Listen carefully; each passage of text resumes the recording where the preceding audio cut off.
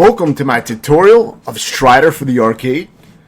And I would recommend playing the same version I'm playing here. You can see in the beginning it's a USA version and B board, 896 and a bunch of numbers. So I would recommend, looking at that version and playing that if you want to utilize this tutorial, just because there may be different rules for the checkpoints, or there may even be difficulty changes and other things that are different. I'm not sure. Sometimes it does happen with different regional different ROMs or just different versions of the games, Other times they seem identical, and I can't tell what the differences are, but it's hard to say without testing them.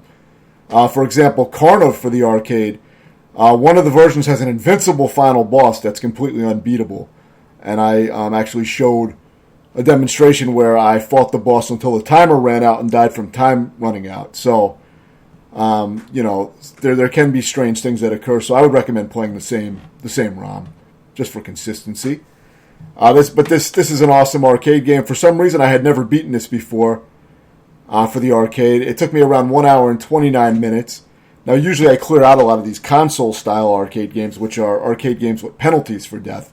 Not the type of game where you can just keep paying and respawning right where you died with no real consequence.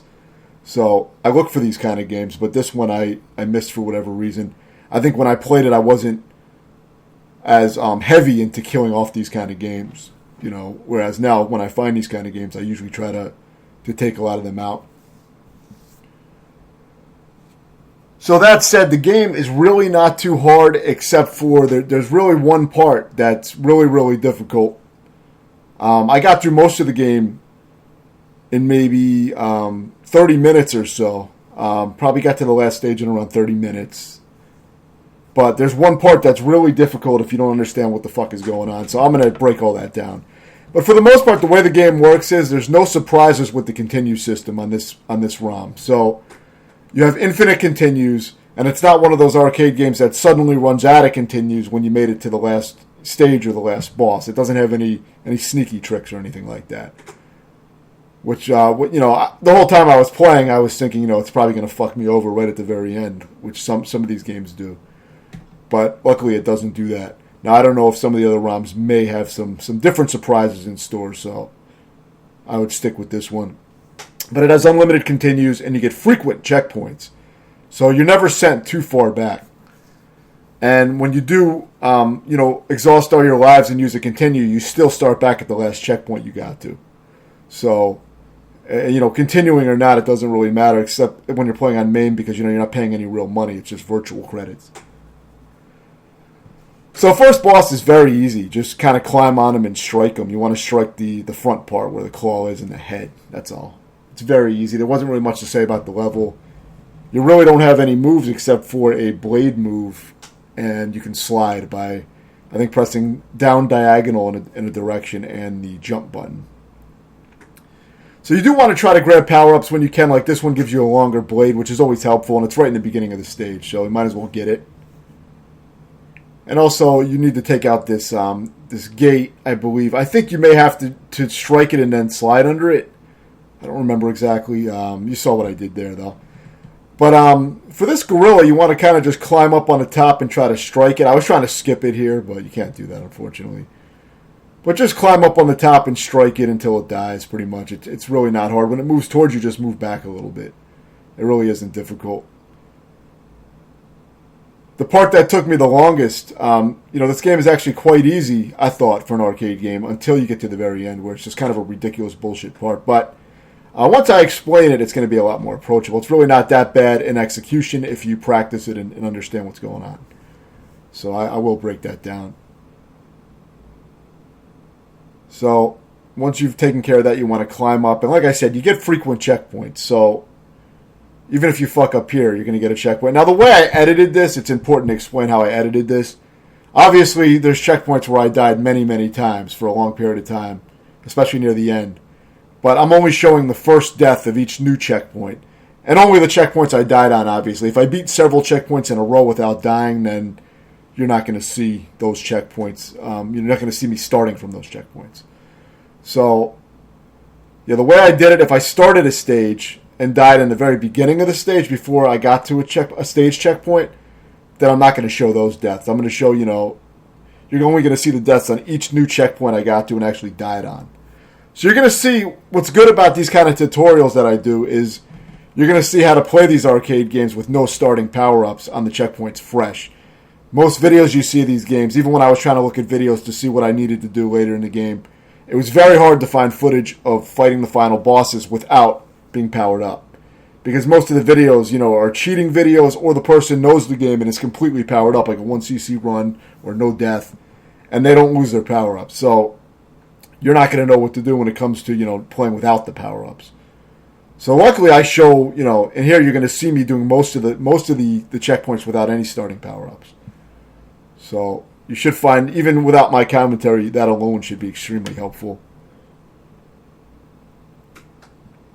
But yeah, you get a checkpoint up at the top here where these flying vehicles are. So if you fall back down, though, it's weird. The game will give you a checkpoint farther back, which is really irritating. But it's not that far back. It's just kind of irritating. It's no reason really for the game to do that. But so yeah, just climb up on these and just ride them for a while. You just want to try to move on to the next one when it appears, when you have a safe way to get up there. And you do get some health back, so it's not too bad even if you take some damage. It's an easy part overall.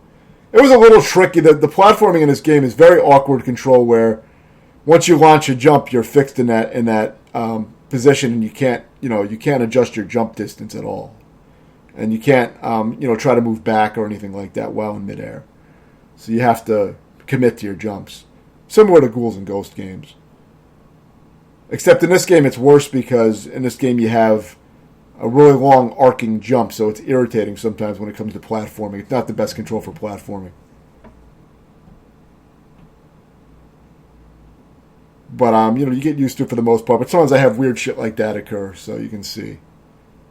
You can see it can get messy.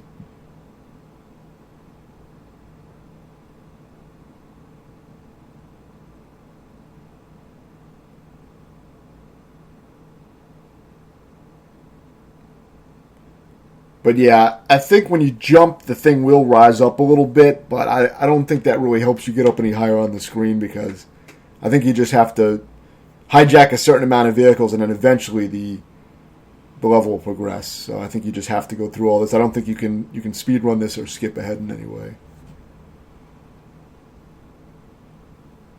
So once you get under these blades, you'll go up to the next checkpoint. This is the next checkpoint once your feet touch the ground up here. You can't destroy that, I don't think. Since I beat this checkpoint, fairly quickly, I didn't have a lot of time to experiment, so I was just trying to see what I needed to do. Again, I wasn't supposed to go this way either, but I wasn't sure what the game wanted me to do exactly.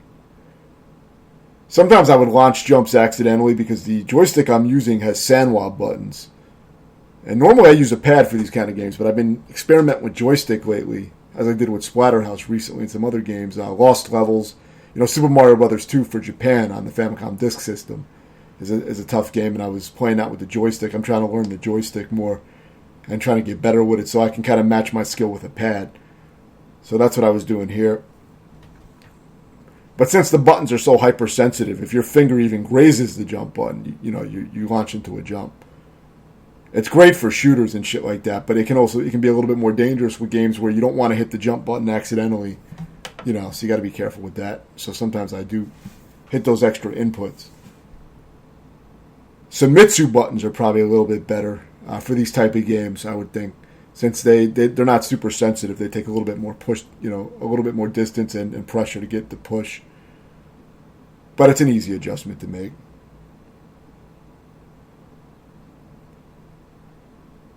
So yeah, you saw I went in that little alcove, the little cockpit area, and I just hang out inside the cockpit and I just have my blade go through the doorway. And all the bosses will just bust into your blade and die pretty much. So it's very easy to take out those bosses. There wasn't much to explain with that. You could see what I was doing. So yeah, you get checkpoints frequently, so there's really not much difficult that's going to be here. It's going to be pretty basic. Just, follow the path that I took, obviously. That's the way you're supposed to go. That's really the only thing you need to know is just where to go in these stages. Well, in this stage, at least, this is an easy one. The annoying part is that the platforms will grab you when you don't want them to, and they'll take you in places you don't want to go. So yeah, I was supposed to drop down there, but not all the way down. I think I was supposed to catch onto that platform. So now I'm back at the, they give you a checkpoint right here. So just drop down and do it safely, And now you will climb down this way.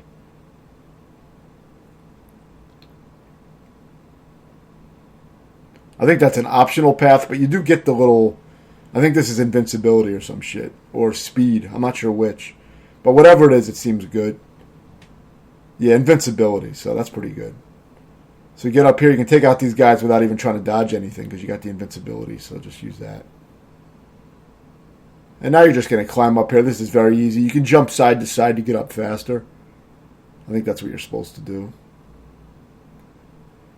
So after you take out this guy, it's not really clear where you're supposed to go, but at least it wasn't for me. But you see how that platform disappeared onto the right when you kill that mech? That's all you have to do is go down there. It took me a little while to figure out, where the fuck do I have to go? I was trying to launch off on the right side. I thought maybe that's what I'm supposed to do, but no, you're not supposed to do that. It's a good way to end up in a grave. So you can get this power up if you want it. Just jump as soon as your feet touch the ground so you don't get launched off the edge again. But you don't need it. So, as you can see, I kind of just sloppily busted through here. I didn't even know what the fuck I was doing. I didn't know the area. But I think you get a checkpoint in here, see? So, it doesn't really matter if you fuck up. Since this tutorial is just explaining how I beat the game, not any no death tactics or no damage tactics or anything like that. It's not a refined tutorial at all. The Splatterhouse one was a little bit more refined than I just did today as well. But even that one, I didn't make an effort to refine each section like I did with some of the tutorials. I kind of do it on a case-by-case basis. And depending how difficult the game is, if the game is really hard, I may try to do all the sections without damage or something. Or the main, I may focus on the main bosses and do them without damage. Just depends. So yeah, for this guy, all you got to do is jump into his gravitational field and just, as you're being orbited around the boss, you just change directions and keep mashing strike. I use a rapid fire controller too, so I just hold the button down. But either way, very easy. You can get that power up, but if you miss it, don't try to go back up like I did, because you'll die. But you get a checkpoint after you kill that boss anyway, so no big deal. So here you got to move to the right and you got to do it kind of fast, but it's not really it's not like you have to move that fast. You just got to keep moving, and then all you do is hijack this helicopter. I think you get a checkpoint right at the helicopter. See, so they don't want they pretty much the game wants you to win up until this point. Then as you get farther in the game, the difficulty spikes quite a bit, but it doesn't get that hard until one particular, actually two checkpoints. There's two checkpoints that can be quite hard. It's really just one checkpoint. I would say, because it's not clear what the fuck to do, but I'm going to break it down. It's one of the last checkpoints of the game, so they try to throw all this bullshit at you to get you to get you hooked on the game, so you spend a lot of money, as a lot of arcade games did. Now, a lot of arcade games would be, old arcade games were very hard throughout the entire game, with inconsistent difficulty spikes. Is how a lot of arcade games are. Like, the third level might be some of the hardest, level in the game, but then another later level may not even be that hard compared to the third level. There's a lot of weird shit like that with arcade games. They're not really well balanced usually. But this one, it's actually really forgiving and easy until you get to the semi-final checkpoint, basically. So you can see what I'm doing here. I'm just kind of making my way up to the next areas, and this part was kind of tricky. But you want to try to get up here and then jump across. It's one of the harder checkpoints. Not that it's that hard, but you'll get it eventually because you start close to the next area, so you're never sent too far back. Now there is a way to take out this boss coming up. You can take him out, I believe, by standing on one of the branches and not going all the way down and just hitting him in the head. I didn't know that, but I just read about it. But I didn't actually do it. You can try to do that, But I don't really have a good strategy of how to position yourself to get up on that branch and pull that kind of bullshit because I didn't do it in my playthrough, so I'm not sure exactly how that works. But I heard that if your feet don't touch the ground and you just stay up on the branches and probably the dinosaur as well, you can fight the boss from perched up on a branch and just hit it in the head. Now, you have two options with this boss coming up. You can do what I did and beat it the easy way, or you can take this opportunity to practice it and fight it with no power-ups. It's up to you, but keep in mind that you're going to have to learn how to fight this boss anyway with no power-ups because you're going to have to fight two other bosses before it and then that boss, and you're going to have to do so on a single try without your checkpoint is going to set you back 3 bosses basically, so you're going to have to beat 3 bosses in a row, and this is going to be the third of those 3 bosses. So what I did was here I took the damage and I just got behind it and got this big blade, and I just used that to hit the boss from the behind mostly, and I think I got a few hits in from the front as well, and that was enough. I didn't even learn how to fight it. I didn't even know how to dodge it at this point. I just got lucky. I got kind of far. I got up on that ledge. That ledge seemed to work well, but I really did not refine that. But you're going to see how to fight it properly, and it's up to you if you want to practice fighting it with no power-ups because you're going to need that knowledge later.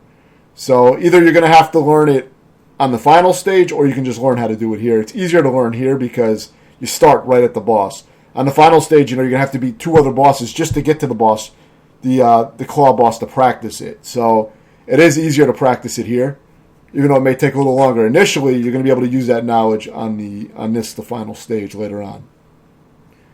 Now, it doesn't matter a huge amount because once you get to that claw boss, you should be playing on an emulator. You should be able to make a save state right at the part that you need to practice, which is probably going to be that claw boss since you probably didn't learn it. So you're going to want to practice that until you get the rhythm down. But I will explain that a little later. So now you may want to go back down here and get some of these power-ups. You don't have to do that. This is a little optional, but the bot is really good. And if you get this bot, it will help you clear out some areas to get to the next checkpoint. So I do recommend going down and getting it. See, it makes that really easy. It takes that guy right out, and it takes this guy out. So I think when you swipe your sword, it makes the bot attack or some shit. So here I'm going to die. This is before I knew where I had to go. And then you're not going to see all the deaths I had on this part afterwards. You're going to see my successful attempt now, which is how this is edited. So now you're going to see with no starting power-ups. So all you need to do here is go down in this little chasm here, but you got to wait for this spike to retract. So just jump and then just go down in here and just get to this right corner, and you can kind of jump and take out these bosses. If you take a little damage, it's not really a big deal because you're going to be getting another checkpoint soon. So grab this bot. And I don't think you have the next checkpoint yet, so you still have to get a little farther, but it's not that far off. But you want to jump across when you get a chance. See, I fucked it up there, but I was able to latch onto the wall. And now this part's a little tricky. You're going to jump onto one of these spikes that comes out, and then you're going to descend down. So you want to wait. You can stand on the edge of the spike, just not on the point, obviously. But once you get here, you want to descend and just climb these down, and then walk on your hands to get down into the boss area. Now, of course, you're going to be fighting all the bosses again, as usual in a lot of old games, especially Capcom. But you're just going to be fighting the boss again. You have a checkpoint right at the boss. It's the same shit you already did.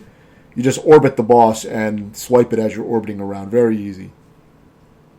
And after you do that, you get yet another checkpoint. So very, very easy. But now is the end. The end of the game is coming up, and there's going to be a very hard part. But with the knowledge that I give you, you're going to be able to approach it and practice it properly, and you'll be able to learn the rhythm of it. So after I killed it, I fell and died, but of course I get a checkpoint right after it died, so now I can just walk down and not have to fight it again. So get this power up. The longer blade is the main one you want to get, but the extra health actually helps too. So now you can dodge that, but this was before I knew what to do on this part, so I'll show you the proper way to do it after I fuck up. You're going to see me die here. And of course I died many, many times on this checkpoint because this was one of the harder checkpoints for me. But not nearly as hard as the next checkpoint coming up, which is the semi-final checkpoint. The very final checkpoint of the game is super easy, so don't worry about that. Now jump at this point. You see where I jumped? That's when you want to jump. You can jump across or you can grapple onto the top, which I didn't mean to do. I didn't mean to hang on the top of the ceiling like that, but you can do that if you drop down fast enough. But you can jump. You have to jump those lasers at that specific point that you saw me do it. So now just make your way across here by taking out these enemies. Duck here and use your lengthened blade power up that you got to take out that guy. Now, I think if you take enough damage, you do lose it. Now, I'm going to die here, but you're going to see the strategy I use. This is the hardest checkpoint in the game.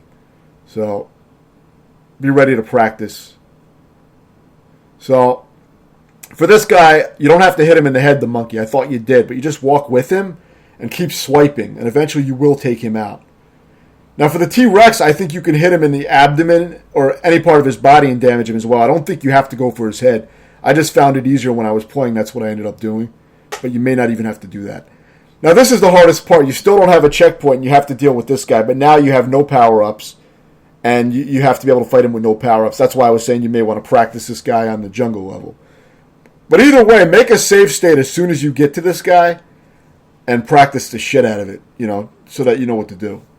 It's easy to get here from the checkpoint once you know how to take out those two bosses. The T-Rexes will respawn infinitely, but the gorilla does die permanently. Once you take out the gorilla is when the mech is going to start to come down. And as the mech is appearing, you're going to see lightning moving around. What you want to do is stop in place, and the mech will drop down in the last place you were, so it doesn't corner you at the edge of the screen. And once it drops down, you'll have some space to fight it. You can also slide under it. If you accidentally get behind it, you can slide under it and get in front that way. Now, the thing you have to do with this boss is you have to get the timing down. And what you have to do is you have to let it shoot out the... you have to let it do its claw attack, but you want to be far enough away from it so that the claw doesn't hit you. And you want to wait for it to spit out its fire. It spits out these firebirds. You want it to spit out the fire kind of far off from where the boss is standing, and then you want to move into the right and get just within range of the claw to where you can claw it in the head with your sword.